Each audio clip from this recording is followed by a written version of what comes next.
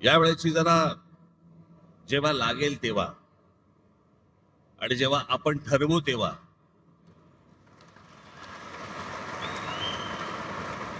निवडणूक लागेल,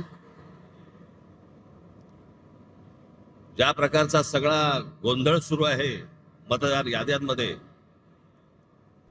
हा आत्ताचा नाहीये, हा गेल्या काही वर्षांचा आहे.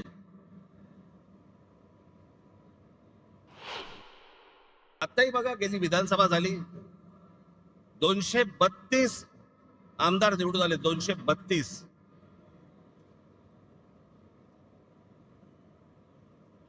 232 आमदार, एवढे प्रचंड यश मिळाल्यानंतर देखील महाराष्ट्रामध्ये सन्नाटा होता. कुठे विजय मिरवणुका नाहीत, कुठे जल्लोष नाही, काही नाही, सन्नाटा कर. म्हणजे मतदार तर अवाक झालेच होते, निवडून आलेले पण अवाक झाले होते. निवडून आलेल्या लोकांनाही समजेना कसा निवडून आलो. सगळ्यांनाच कळलं की कशा प्रकारच्या निवडणुका चालल्यात या देशामध्ये, कशा प्रकारचे विजय प्राप्त होत आहेत, कशा प्रकारचं यश मिळत आहे. अनेक लोक म्हणतात की राज ठाकरेंच्या सभेला गर्दी होते पण ते मतामध्ये येत नाही. हे असं केलं तर कसं येईल ते मतामध्ये? आणि तेच चालू आहे. राज्यांमधले जे स्थानिक पक्ष आहेत त्यांना संपवणे, त्यांना मिटवून टाकणे.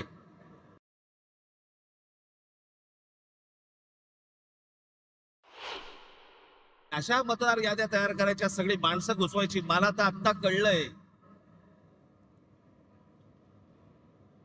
अगदी खात्रीलायकरित्या समजलेली गोष्ट तुम्हाला सांगतो की आत्ताच्या या होणाऱ्या निवडणुकांना त्यांनी 1 जुलैला यादी बंद करून टाकली. त्याच्या अगोदर काही काम, म्हणजे विधानसभेला तर होतेच भरलेले, त्याच्यानंतर जवळपास 96 लाख खोटे मतदार महाराष्ट्राच्या यादीत भरलेत. मुंबईमध्ये असेच 8-8.5 लाख, 10 लाख, ठाण्यामध्ये असेच 8-8.5 लाख, पुण्यामध्ये भरलेत, नाशिकमध्ये भरले, प्रत्येक शहरांमध्ये, प्रत्येक गावागावामध्ये भरलेले आहेत. दरम्यान या संदर्भात चर्चा करण्यासाठी भाजपाचे आमदार सुधीर मुनगंटीवार आपल्याशी जोडले गेलेले आहेत. सुधीरजी, राज ठाकरे यांचा मेळावा झाला, निवडणूक प्रक्रियेवर आणि मतदार याद्यांमध्ये घोळ असल्याचं त्यांनी सांगितलं, अनेक व्हिडिओ दाखवले, आक्षेप घेतलाय. काय आपली प्रतिक्रिया? राज ठाकरे साहेबांबद्दल आमच्या मनात आदर आहे. एक चांगले नेते आहे. इतक्याही वातावरणामध्ये त्यांनी आपला पक्ष ते चालवतात आणि कार्यकर्ते टिकवून ठेवतात. त्याबद्दल कोणताही आक्षेप नाही. पण एका गोष्टीवर आक्षेप आहे, ते भूमिका खूप बदलवतात. म्हणजे कधी ते भारतीय जनता पार्टीवर निंदा करतात, कधी कौतुक करतात, कधी काँग्रेसची निंदा करतात, कधी काँग्रेसचं कौतुक करतात. यावर मात्र आमचा आक्षेप आहे की वारंवार भूमिका बदलवायच्या. आज ते निवडणूक आयोगावर आक्षेप घेत आहे आणि त्याचा संबंध भारतीय जनता पार्टीशी जोडत आहे.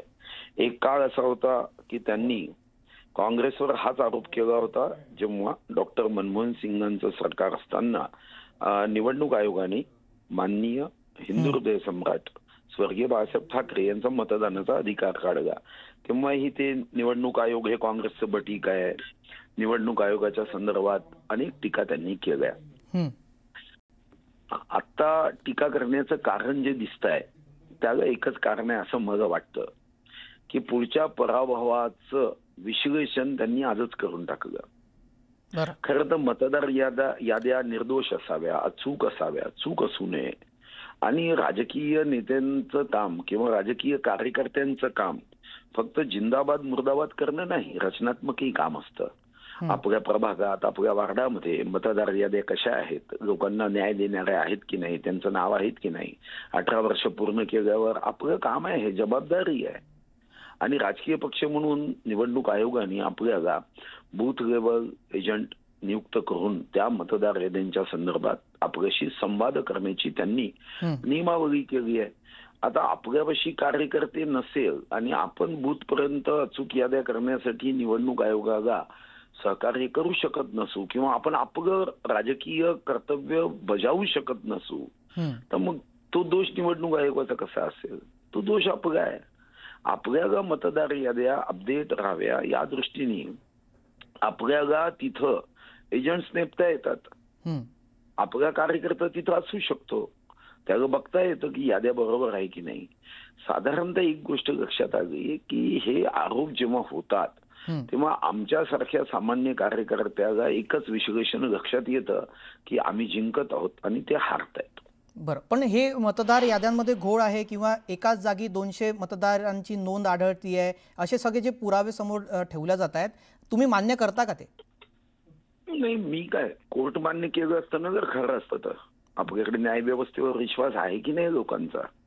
बरं, समजा अशा पद्धतीने उद्या 200 मतदार एका घरात दाखवले.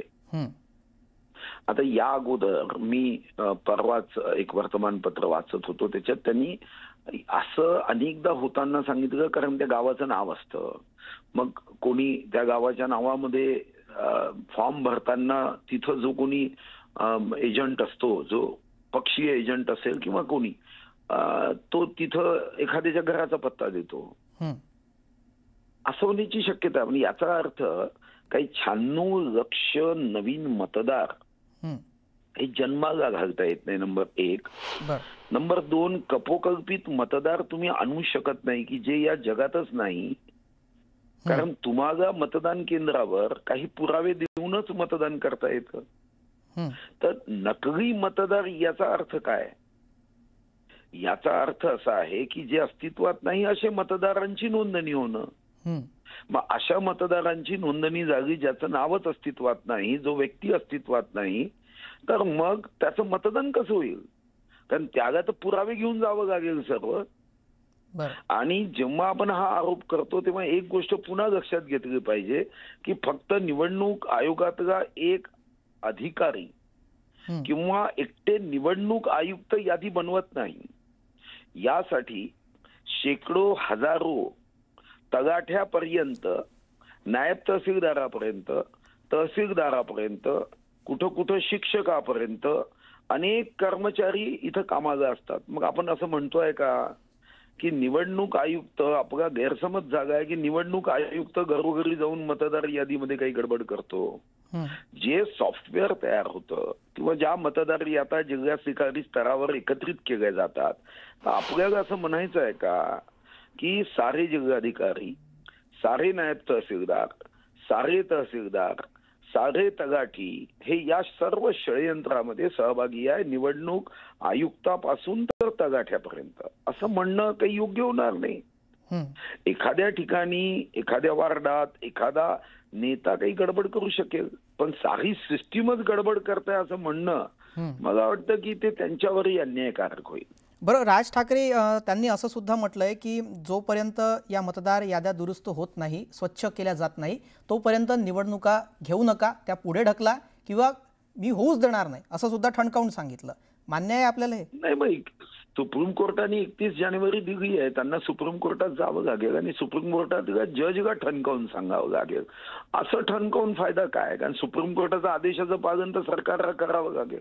समजा नाहीतर एक अशी परिस्थिती घटनात्मक पेश निर्माण होईल की सुप्रीम कोर्ट म्हणताय की 31 जानेवारी पर्यंत निवडणुका घ्या आणि सरकार राज ठाकरे साहेबांच्या या धमकीचा सन्मान करत निवडणुका घेत नसेल, तर मग सुप्रीम कोर्टाचे चीफ जस्टिस मोठे संविधानात की साहेब मोठे? तर असा घटनात्मक पेच येऊ नये यासाठी आमची विनंती आहे की सुप्रीम कोर्टात जाऊन त्यांनी सांगावं की अशा अशा गोष्टी आहे, तुम्ही 31 जानेवारी 2026 म्हटलं, त्याच्याऐवजी 31 जानेवारी 2027 म्हणा निवडणुकीची तारीख. पण सुप्रीम कोर्टाने म्हटल्यावर तुमच्या हातात काय? उद्या देवेंद्र फडणवीस साहेबांचे किंवा भारतीय जनता पार्टीचे राज ठाकरे साहेबांशी असणारे जे काही चांगले संबंध आहे त्याचा सन्मान करत उद्या देवेंद्रजीच्या मनात आलं की आम्ही निवडणूक पुढे ढकलू, तर ढकलता येत नाही ना. हा, तर मग ढकलायची असेल तर मग सुप्रीम कोर्टात जावं लागेल, बाकी काही नाही. धन्यवाद सुधीरजी, आपण या संदर्भात न्यूज 18 लोकमतशी बातचीत केली आणि आपली भूमिका स्पष्ट केली त्यासाठी. आपण पाहतोय भाजपकडून सुधीर मुनगंटीवार हे बोलत होते आणि त्यांनी सुप्रीम कोर्टात जावं, कोर्टाकडून आदेश घेऊन यावा, सरकार त्या आदेशाचं पालन करेल असं सुद्धा सांगितलेलं आहे. मतदार याद्यांमध्ये घोळ आहे, मतदार याद्यांमध्ये बोगस मतदार जोडण्यात आलेले आहेत असा आरोप, असा दावा राज ठाकरे यांनी मनसेच्या या मेळाव्यातून केला. तो दावा जवळजवळ भाजपा नेत्यांनी खोडून काढला. प्रवीण दरेकर हे सुद्धा बोलत असताना त्यांनी मान्य केलं की टेक्निकल मिस्टेक्स असू शकतात, मात्र पूर्ण यंत्रणा चुकीची म्हणणं हे योग्य नाही. विरोधक सातत्यानं म्हणतायत की हा सत्ताधाऱ्यांचा डाव आहे, खोटी नावं यात जोडायची आणि आपल्या बाजूनं मतदान करून घ्यायचं. मात्र सत्ताधाऱ्यांकडून हे आरोप फेटाळण्यात आलेले आहेत. आपण भाजपाच्या 2 नेत्यांशी या संदर्भात चर्चा केली आणि त्यांचंही मत जाणून घेतलं.